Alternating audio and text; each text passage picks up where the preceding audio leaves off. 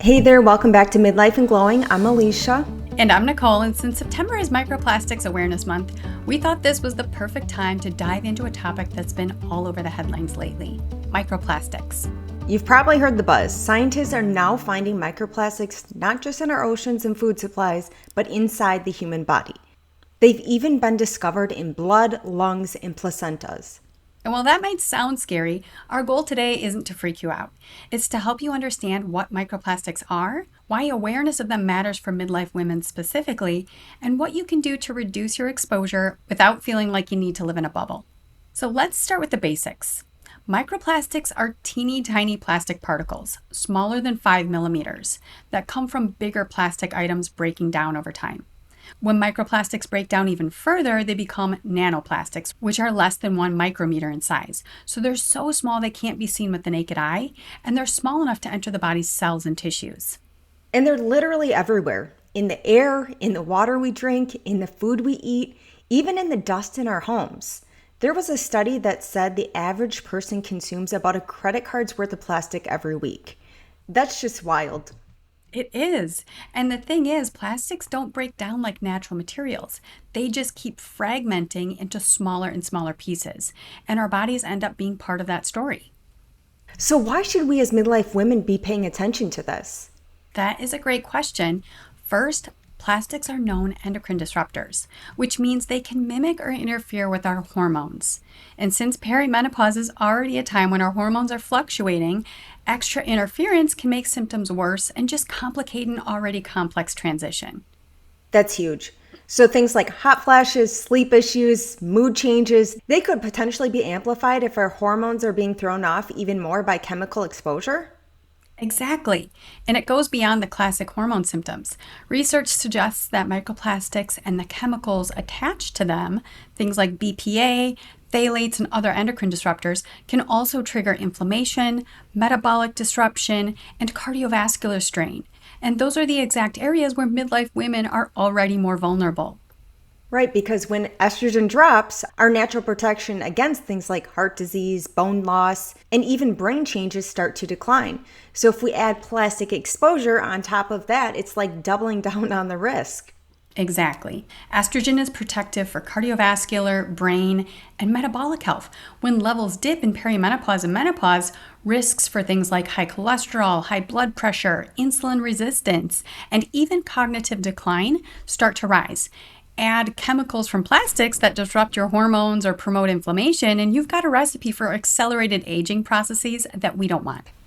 And don't forget about skin. A lot of women in this stage of life are already noticing changes in skin texture, elasticity, and sensitivity.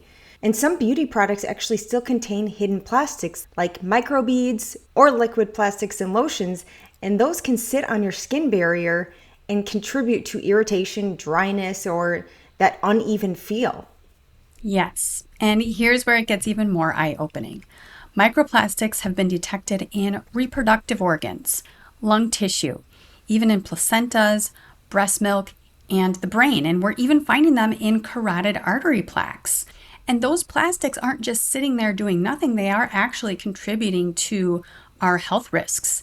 A 2024 study in the New England Journal of Medicine found that people with microplastics in their carotid artery plaques had a 4.5-fold increased risk of heart attack, stroke, or death over a 3-year period compared to those without the microplastics. So they are definitely contributing to significant health issues.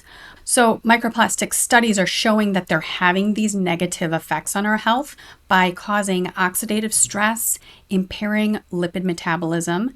They have an impact on our microbiome.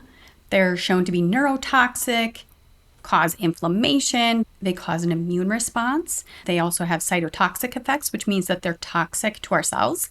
And they disrupt ATP production. We've talked about that before. ATP production is actually cellular energy in the mitochondria. So microplastics impair that process. And of course, we also know that they're endocrine disruptors, and they're even tied to cancer.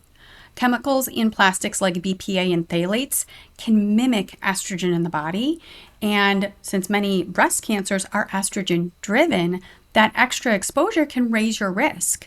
Studies have even found microplastics inside breast tissue itself. And we are also seeing that the number of new breast cancer rates is slowly rising, especially in women over 50. So this is definitely something that we need to be paying attention to.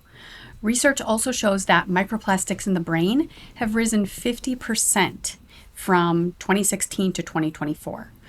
So this is a real significant issue. And another interesting piece is that the smaller the particle size, the higher the negative effects. So the highest toxicity in human cells is shown to be associated with those nanoplastics. So those smaller breakdown products of microplastics. But the bottom line is that these particles are making their way into our tissues and cells, and they directly affect our health and longevity. Wow. So this isn't even just protecting the environment, it's about protecting ourselves. And especially midlife, when our bodies are already shifting, we don't need extra stressors piling on. And I think that's the big takeaway. Plastics aren't just an environmental problem out there in the oceans. They're an everyday health problem right here in our homes and bodies. I know this can sound scary and intimidating and, like kind of overwhelming because they are everywhere. But the good news is there are steps that we can take to lower that load and support our detox system so that we're more resilient. Yeah, I can definitely see how as you're digging into this stuff, it can get overwhelming and kind of scary, but that's not the goal here because no matter what, you can't escape it. And that's not what we're suggesting by any means. So, okay, let's get practical. Where are we actually being exposed? Well, the three big categories are food, beauty, and home. So in your food and drink, the primary sources of these comes from plastic bottled water. So interestingly, I think sometimes people drink bottled water because they think it's a safer source because, your tap water can be contaminated with all kinds of things. But the EWG did a study, and their study showed that 64% of the bottled water sold in the United States is actually sourced from municipal tap water. So that's just something to consider if you are drinking bottled water, and that's the reason. So basically, it's being filled with water that's not necessarily the highest quality. Right. Well, it is still filtered. It's filtered municipal water, but it's not like this artesian springs. Yeah, right. Like at least luxury type bottled water that you think you're drinking. Right. When you look at the marketing or packaging or whatever, there was this 2022 study published in the International Journal of Environmental Research and Public Health, and it showed that between bottled water and tap water, bottled water showed more contamination with microplastics than tap water. So between the two, it definitely is still better to do tap water from a microplastic standpoint.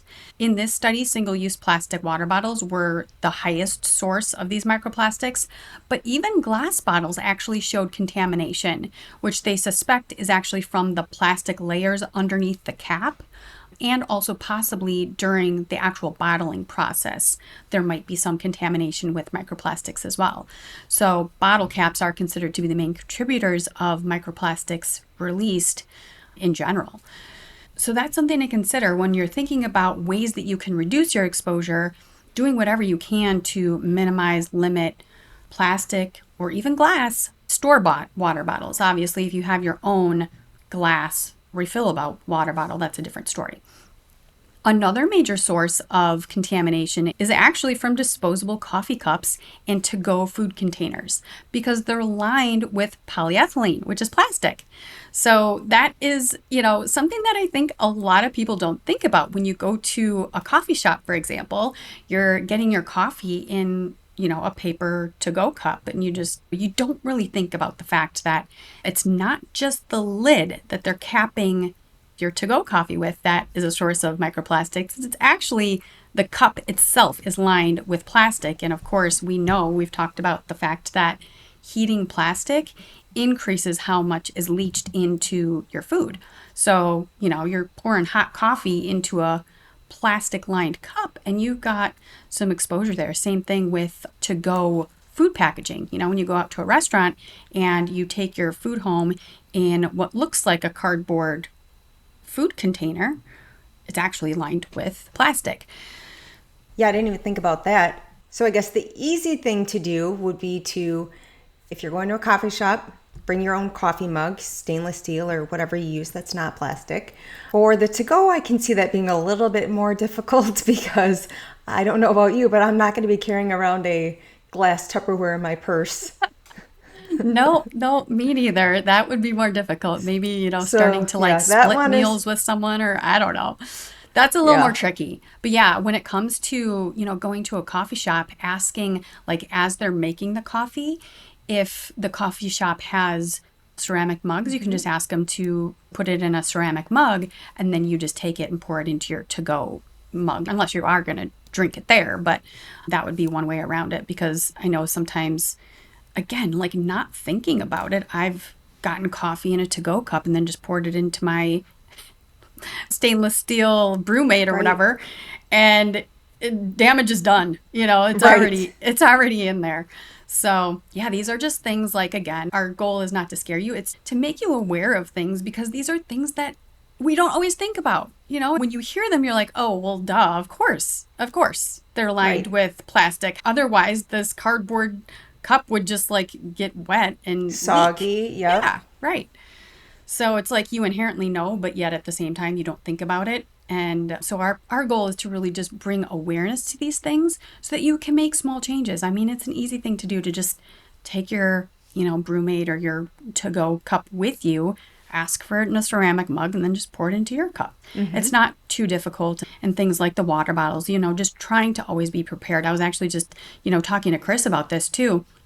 And he was telling me that at the firehouse, he drinks like 12 bottles of water. I'm like, oh my God, we have to get you like one of those gallon, stainless steel things that you can just fill with our filtered water and bring it with you, because, that means 2 or 3 days a week, he's drinking 12 bottles of water in one day and being exposed to just a ton of microplastics. And actually, I want to say that cardiovascular disease, heart attacks, those are one of the main causes of death in firefighters, I believe. These are things that we definitely need to just be paying attention to, and hopefully this will drive awareness and help you make choices that will support your health. Another thing that is commonly contaminated with microplastics that, again, I think a lot of people don't know or don't think about is salt. Oh, I as a know. salt addict, this one hurts. Yeah. Between 90 to 94% of table salt brands worldwide contain microplastics. Sea salt is particularly vulnerable because it comes directly from polluted oceans. Even pure salts like Himalayan or rock salt aren't always safer. So look for brands that test for microplastics and confirm their salt is free from them. Verasalt is available at verasalt.co, and they are plastic-free spring salt. And then there is one other option on Amazon that is also free from microplastics. So just a couple of things to keep in mind and things to be aware of when you're purchasing your next batch of salt, trying to opt for one that is free from microplastics. So we'll make sure to link in the show notes those ones that I just mentioned. So that might be another thing I'm going to have to carry around in my purse is my own safe salt because I I can know. tell you what, if I'm going out to eat, that's always something I add to my food. I Yeah. love salt. That's funny. As I was doing the research for this episode, I actually ended up then like looking on Amazon for a little portable salt shaker, because I'm like, oh gosh, I don't want to be pouring microplastics onto my food, because I Right. too like to salt my food. So that's funny. But another thing to note is that the softer the plastic, the more it tends to leach. So things like saran wrap are going to be really prone to leaching. So definitely make sure you're not wrapping your hot food or, using saran wrap over your food container if you're sticking it in the microwave or anything like that, because that is going to be a problem. And then when it comes to beauty and personal care, microplastics are also embedded in many of our everyday personal care products, entering our skin, bodies, and waterways. A study found that 87% of products from major cosmetics brands contain microplastics, including hidden forms like liquid polymers. They're not just solid microbeads. Microbeads are common in scrubs, shampoos, makeup, and lotions. In facial cleansers, concentrations can range from 0.05% up to 12% of product volume. Oh my gosh. Yeah, that's a lot. That's a lot. So think about that. Up to 12% of the product's volume could be plastic. Not your actives, but plastic. Right. Yeah. Oh my gosh. Crazy. Oh, yuck. Yeah. Microplastics in cosmetics don't just pollute, they can absorb heavy metals and toxins. Microbeads in facial scrubs can carry these into the environment or onto your skin. And then many makeup products contain polyethylene terephthalate, which is glitter, or nylon 12. And these are common microplastics found even in popular shimmery cosmetics. Ooh, I don't like to hear that. I love my shimmers. Yeah, I know. Give me the bronzy, glowy shimmers. Oh, dang it. And then when it comes to your home and lifestyle, dust from synthetic fabrics like polyester, fleece, nylon, plastic containers and wraps, cleaning products with polymers are other unexpected sources of microplastics.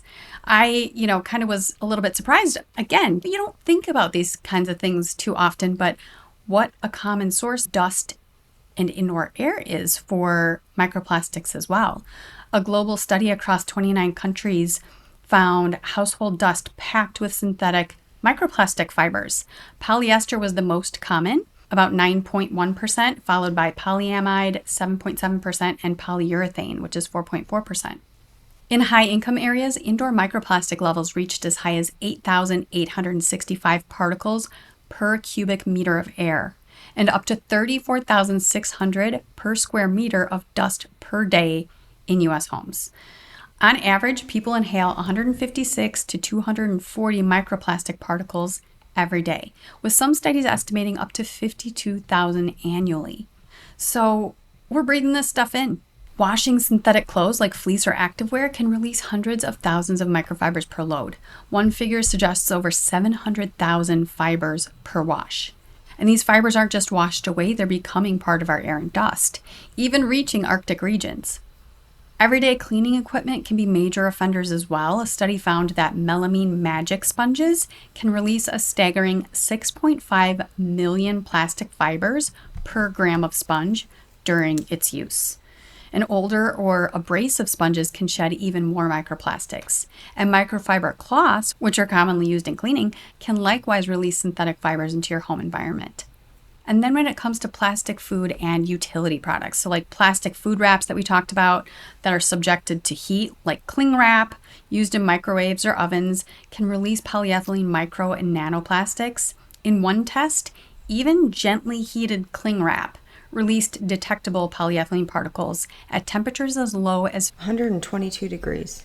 So that's not very high to be able to release that or leach that into your food. Plastic storage and food pouches aren't innocent either, as we know. One study found plastic containers can release up to 4.2 million microplastics and 2.1 billion nanoplastics per square centimeter in just minutes of microwave heating. So basically, if it touches your skin, your mouth, or the air you breathe, there's a chance it's got microplastics. Right. But don't panic. I know all of these numbers can sound like just absolutely wild. And as we said before, this isn't to scare anybody, but it is to bring awareness because it is a significant issue. It is something that does and can seriously impact our health. So these numbers are scary, but we have to be aware of them because we can't be sticking our head in the sand when it comes to this because these things have significant impacts on our health. But we don't want you to panic because there are simple, easy swaps that you can make in a relatively short period of time that really can make a difference. You can easily go down the rabbit hole with this stuff and just, totally freak yourself out. And as much as we both want to be as clean as possible and avoid as many toxins as possible, the reality is that they're in our environment. So really is with anything, you do your best, choose what to focus on, start with one area or one thing at a time, and make small upgrades. We have to come to some sort of acceptance with the fact that toxins are around us. So we do our best to avoid what we can and support our bodies in the best way possible to eliminate them as best we can. Yeah, you definitely can go down a rabbit hole. I know I'll never look at a plastic spoon the same way again because I came across a study that said that the average person, when they die, they have the equivalent of a plastic spoon worth of microplastics in their brain. Just their brain. So think of a plastic spoon. That's what's in your brain.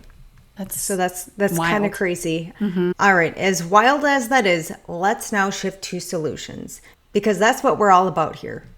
Yes, when it comes to food and drinks, this is one of the biggest sources of microplastic exposure, but it's also where you can make some of the simplest, most impactful changes. So, water filters. A good filter is essential. Tap and bottled water both test positive for microplastics.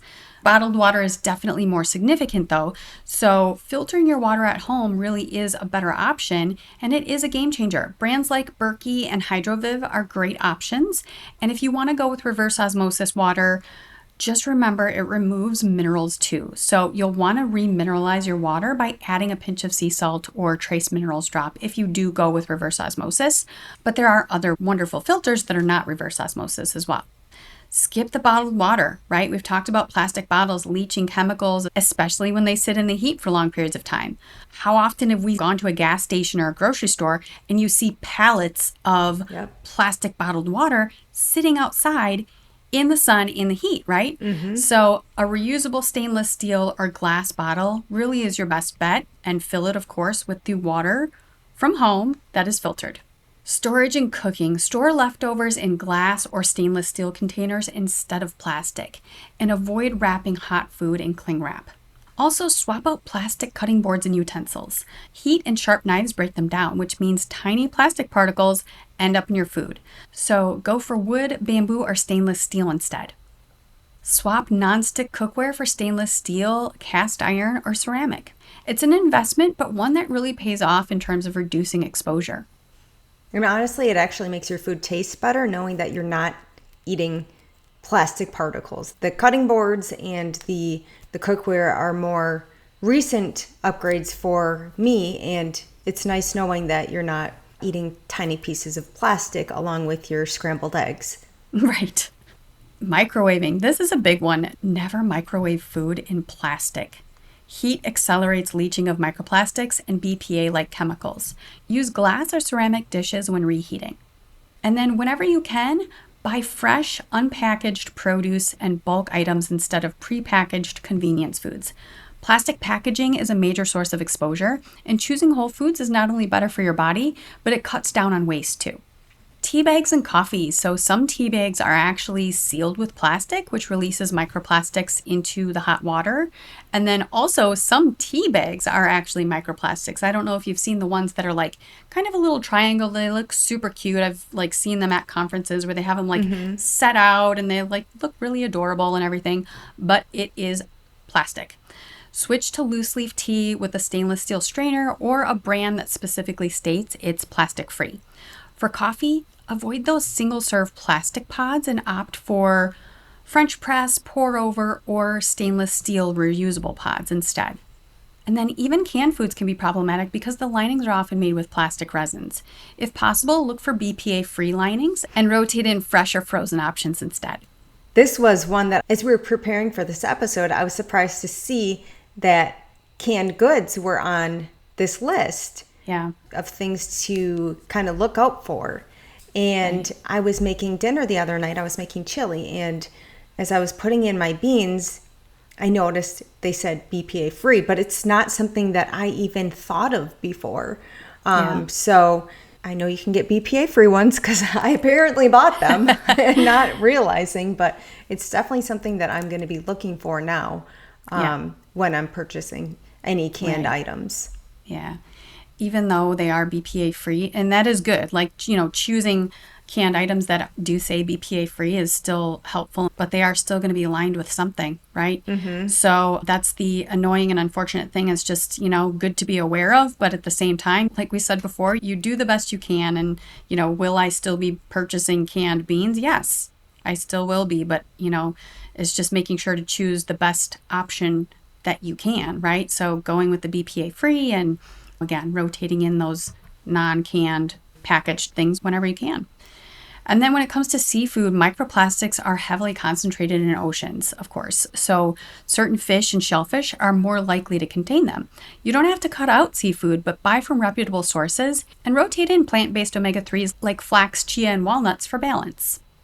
Well, as someone that doesn't like seafood and I get a lot of flack for it, now I can say, I can't eat it because I have the microplastics, sorry. So I got a good excuse.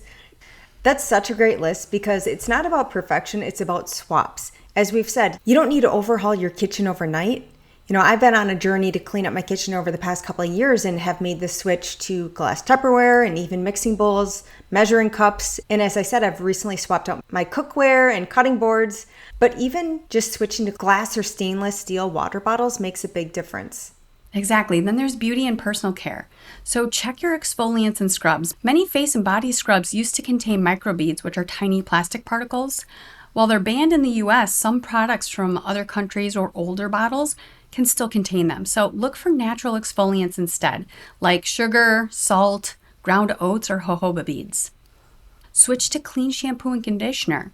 Conventional formulas often contain silicones, polymers, or plastic-based ingredients that wash down the drain and enter our waterways. So try to choose brands that are free of these additives.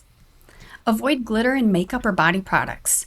Unless it's labeled biodegradable glitter, most glitter is actually microplastic. Swap it for mineral-based shimmer products instead.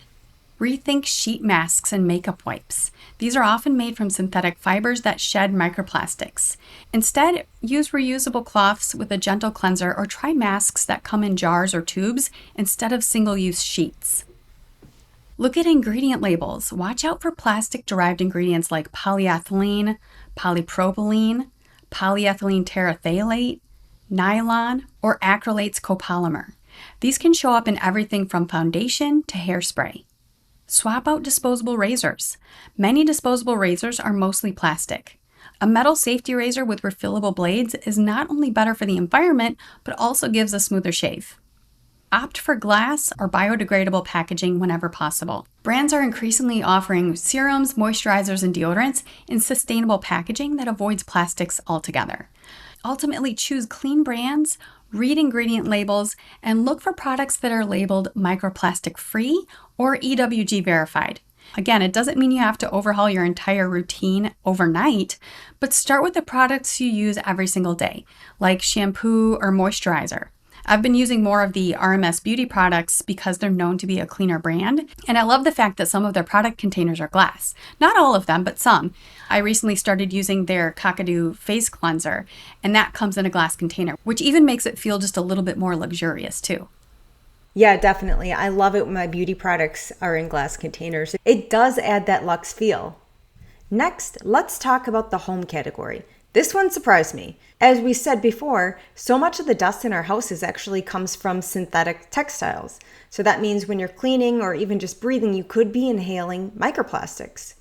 So here are a few ways to reduce microplastics in the home.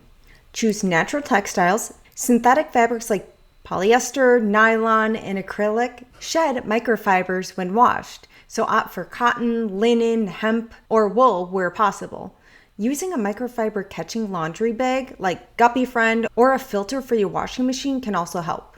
Vacuum with a HEPA filter. As we've said, dust contains microplastics from textiles, packaging, and household goods. So a HEPA filter vacuum traps more of those particles and reduces what you breathe in.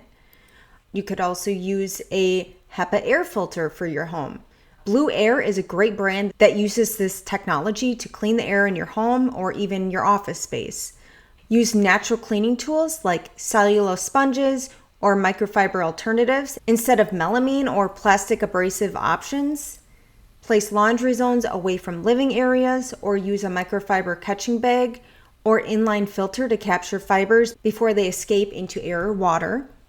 Switch to glass, stainless steel, or ceramic cookware, avoiding heating plastics wherever possible. And avoid synthetic air fresheners and candles. Some conventional candles and plug-ins release microplastics into the air, so go for beeswax or soy candles and essential oil diffusers instead. Yes, and opening your windows when you can is another great way to keep your air fresh. Now, we can't completely avoid plastics. They're in our air, food, water, and even dust. But the good news is our bodies are designed with built-in detox systems, mainly the liver, kidneys, gut, lungs, and skin. The more we support these systems, the more resilient we become against inevitable everyday exposures. So here are a few of the best ways to strengthen your body's detox pathways. First is hydration. Staying well hydrated keeps everything moving. Water helps flush out toxins through your kidneys and urine, while also keeping digestion regular. Aim for filtered water throughout the day, and consider adding a pinch of high-quality mineral salt for electrolyte support. Fiber. Think of fiber as the broom of your digestive tract. It binds to toxins, excess hormones, and waste products in your gut and helps carry them out. Aim for 25 to 35 grams per day from vegetables, berries, beans, lentils, chia seeds, flax, quinoa, and whole grains. Sweating. Your skin is a powerful detox organ. Whether it's through exercise, walking outside on a warm day, or spending time in a sauna or hot yoga class, sweating helps release certain toxins stored in tissues, including heavy metals and BPA. Even short bouts a few times a week can be beneficial. There was actually a study done on sauna therapy and hot yoga. It's called the Blood, Urine, and Sweat Study from Stefan Genis, in which he actually tested the sweat from people after they did the sauna or hot yoga, and they did find microplastics and heavy metals in sweat. So you can sweat out microplastics, which I think is really encouraging because when you think about how your body can process plastics, it seems like a difficult task. So the fact that we can sweat them out, I think is pretty darn cool. And we do get that saunas are expensive and they may not be realistic for everyone to have one in their home, but there are actually lower cost options like sauna blankets. The company that makes the PEMF mat that I have, they have a sauna blanket. So we'll make sure to link that in our resources for this episode too, because there's just so much research on the benefits of sauna therapy. We talked in our brain episode about a 65% reduction in the risk for Alzheimer's disease and dementia from using a sauna 4 times a week too. So it's not only great for detoxing these harmful microplastics and other toxins, but it's great for the brain, your cardiovascular system, and your immune system too. And it's kind of relaxing. Oh, it's very relaxing. So, it really is. Major bonus there. Yeah, it actually, speaking of that, you mentioned that, the studies show that it does support parasympathetic activity afterwards, and it improves your HRV. And your HRV, as we talked about in our data tracking episode, is a marker of your autonomic nervous system, that balance between sympathetic and parasympathetic, or your stress response and your relaxation response. So it feels relaxing in the moment, and it shows in your nervous system as well. I love that. Liver support. So your liver is your main detox powerhouse, really. So supporting it with cruciferous vegetables like broccoli, cauliflower, kale, Brussels sprouts, and cabbage. These contain sulforaphane and other compounds that help your liver process and clear out toxins more effectively. Garlic, onions, and beets are also liver-friendly foods. And then antioxidants. These are also really important. Oxidative stress from toxins can damage your cells. Antioxidants help neutralize that damage. So load up on colorful plant foods. Berries, green tea, turmeric, dark leafy greens, cacao, and even herbs like rosemary and oregano. These help your body buffer against microplastic and chemical exposure. Also, your body's master antioxidant is called glutathione, and you want to do whatever you can to support your body in producing that antioxidant effectively. One way you can do that is by actually taking glutathione itself in supplement form, or a more cost-effective supplement is actually NAC or N-acetylcysteine, which is actually a precursor to glutathione.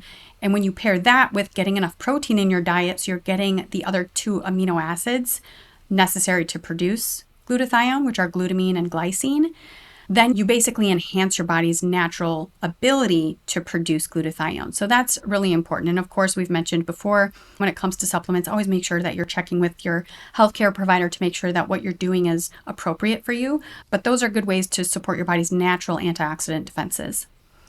Movement and lymphatic flow. Gentle movement like walking, yoga, or rebounding on a mini trampoline can stimulate your lymphatic system, which doesn't have a pump of its own.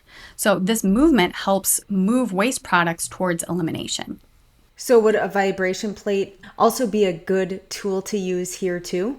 Yes, exactly. It supports that lymphatic movement. Dry skin brushing, that's another great way to support that lymphatic flow. And actually on that front too, I'm just thinking about a study that I had seen a long time ago. I can't remember the source of it, but there was some research showing that even soaking your feet in hot water increases lymphatic flow by like 400%. So just even doing a little hot foot soak can help move your lymphatic system as well. And then sleep. Don't forget, your brain actually detoxes during sleep. At night, your lymphatic system clears away waste and toxins from the brain. So prioritizing 7 to 9 hours of good quality sleep is a huge part of detox and long-term brain health. And we've talked in other episodes too about the fact that deep sleep, which is really when this detoxification part happens more in the first half of the night. So trying to get to bed at an appropriate time really supports better deep sleep, and that's going to support better brain detoxification as well.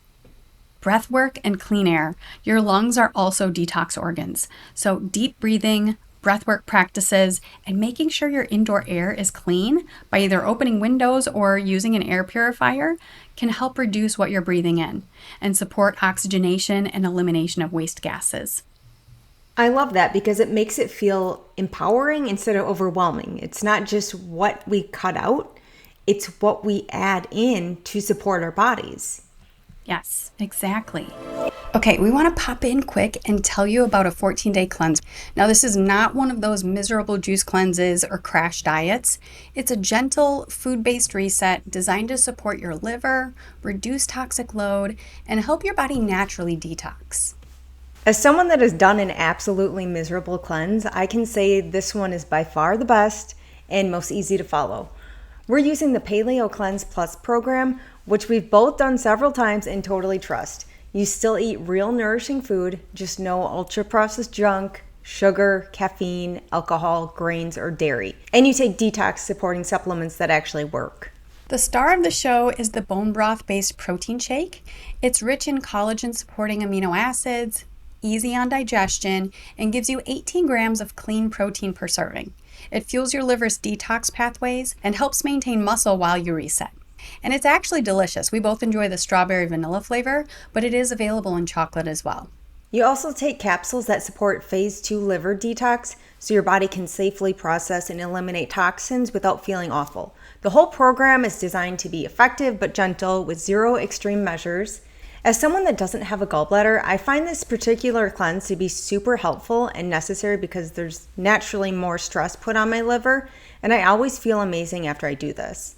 Yes, you will likely notice benefits like more stable energy, fewer cravings, better digestion, or even a little weight loss just from taking out the inflammatory stuff and supporting your body's natural detoxification process and eating whole, healthy foods.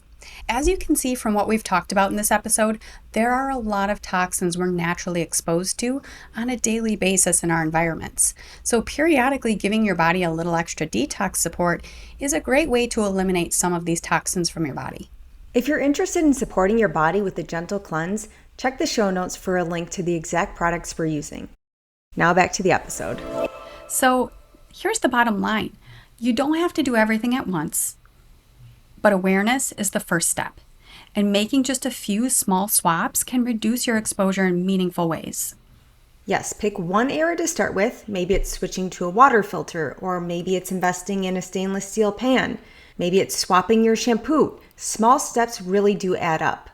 So here's to lowering your toxic load and supporting your midlife health without perfection, just progress. And we'd love to hear from you.